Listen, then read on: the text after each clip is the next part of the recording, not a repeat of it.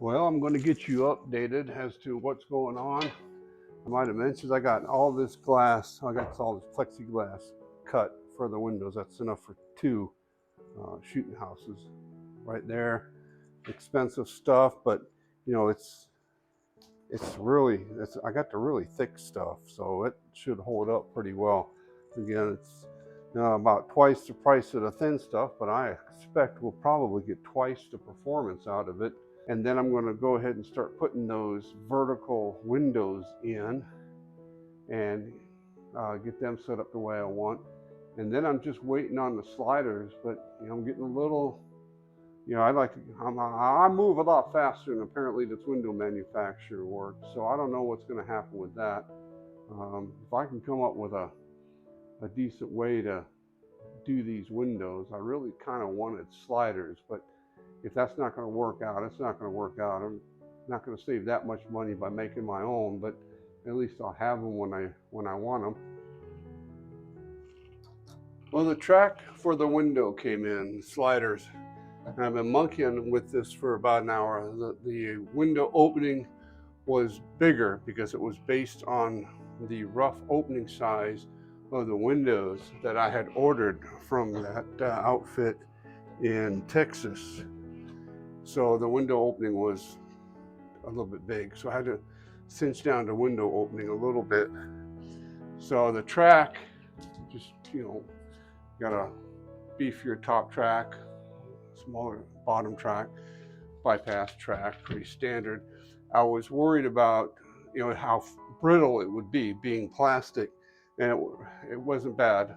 Of course, it's 70 degrees in Kentucky today, so probably at 30 degrees it probably would be a little bit more brittle. But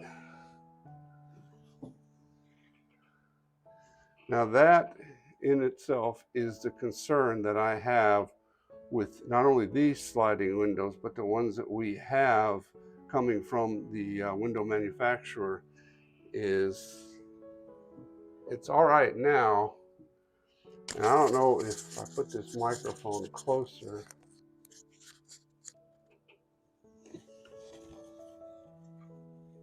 That's not horrible. It's Lexan windows with a plastic channel.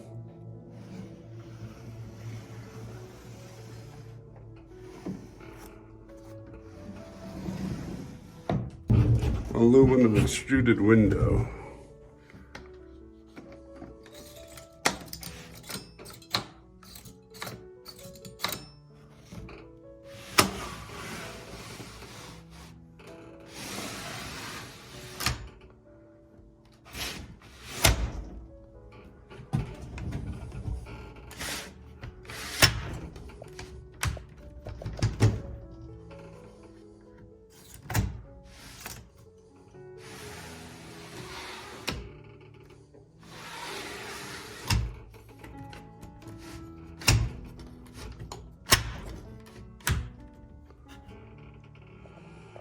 It's not terrible, but it does definitely make a discernible noise.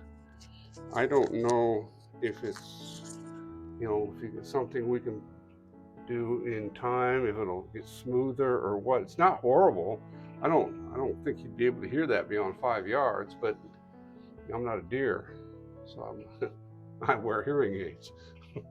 So I don't know if that's horrible. I'm just kind of worried that as time progresses and as it rains and snows and leaves, I see stuff falling into this track, even though I'm going to put a little bit of a drip guard on there. But I see stuff falling into this track. So the outside track is liable to get some granules and some stuff in it, and it's going to crunch a little bit more. And I guess the solution to that would be that you would decide which track you wanted to be the inside track. Like for me, I'm going to shoot right-handed most of the time, so I would probably have the right side, the inside one. Todd is going to shoot left-handed most of the time, so you can switch these so that the inside one, he's going to be shooting left-handed.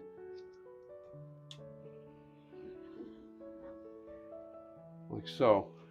So that's something that you can change because they just lift in and out, you know, they slide like any other slider. So cost factor, the track, I'm just going by memory, I'm pretty sure it was somewhere around $27 for 2 pieces of 6-foot track. So, you know, we're looking at, you know, $13.50 per window. The glass, the Lexan itself is that thicker quarter inch 0.022.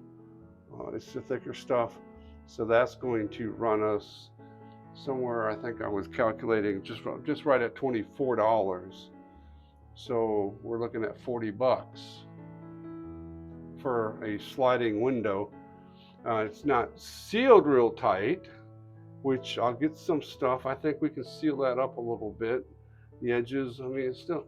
So the window from the manufacturer was like $73, and the killer was, it was $34 or something like that shipping.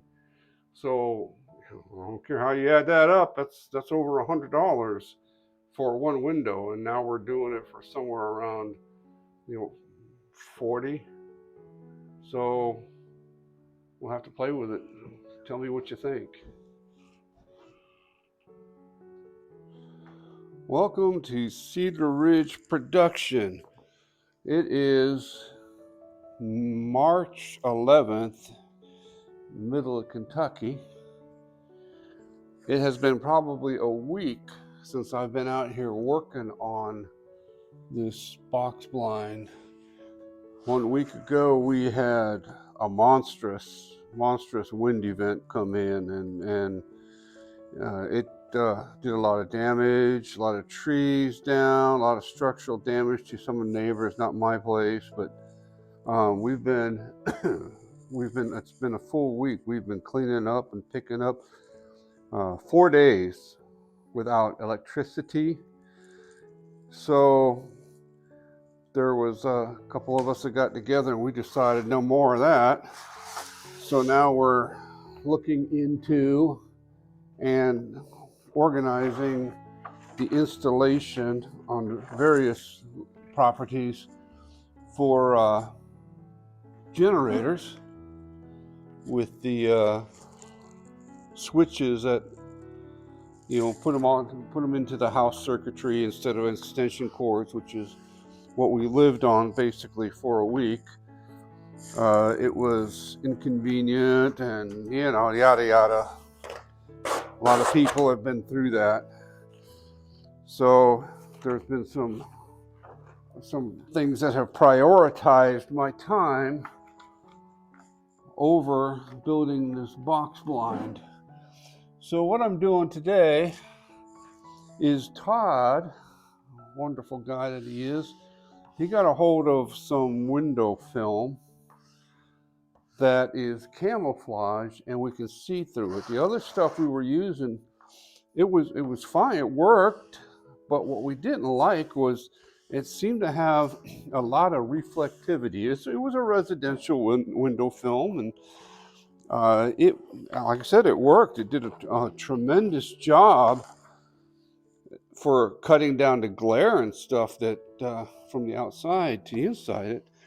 So I wouldn't hesitate to use it on my house, but we didn't feel like it was a good fit for the blind, only because it did have a tremendous amount of reflectivity. And we felt like, well, when we open a window, you know, low sun positions, usually morning, late afternoon, stuff like that, we felt like it was going to be doing some flashing.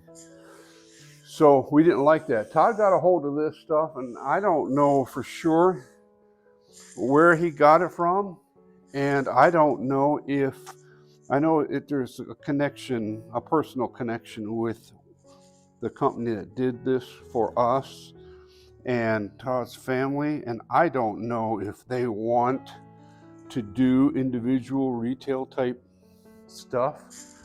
If you really need to know, I'll get to it one day to find out, but if you really need to know before that, just leave me a comment and I'll do the research to see if this company is open to individual orders. You know, if you wanted to use this stuff on your own blind, it works a lot better than the window film stuff that I had got. It's a lot easier to apply. You don't have to have like 4 gallons of soapy water and all this other stuff. Is pretty much peel the backing off and stick it on. So it's easier to work with in that respect. And I'll do a little bit more in-depth review of this particular product a little bit later on in the segment. Right now I'm still learning some of the intricacies of it, but yeah, it seems like it's going to do what we want it to do. Give you a quick idea now that I'm getting out of the position of laying my fingers open with this razor blade. So on the outside, what you're going to see is this, and looking through it, what you see is this. Now, I don't know if the camera is really going to show this dark contrast of what that is. So here's the box blind. I've got a couple windows done. I've got this one done, but it's out because I just painted that. So you can see on the outside, it's a nice little camo pattern. And then when you get on the inside, it really doesn't interfere much with your vision, with your view. You can see through that pretty clearly. Now I suspect we'll probably have to still use some blackout curtains and stuff, you know, behind us, but I'm a lot happier with this stuff than I was with the other film, just because, like I said, when we were in a position and we were opening these windows, that other stuff was like, there would be, like you can see even on this, there's a little shine to it, but the other stuff was like a mirror, man. It was like a flash of light. So we didn't think that was going to work.